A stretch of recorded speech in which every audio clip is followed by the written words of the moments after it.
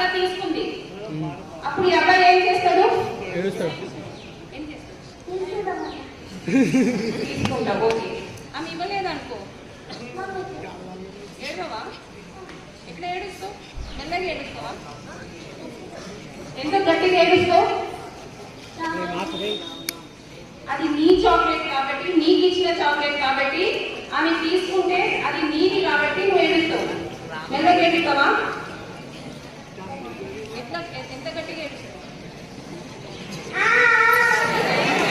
Okay, నువ్వు అంత గట్టిగా ఏడినప్పుడు ఏం చేస్తుంది ఇంట్లో? మమ్మీ వస్తుంది. ఎందుకు వచ్చింది మమ్మీ?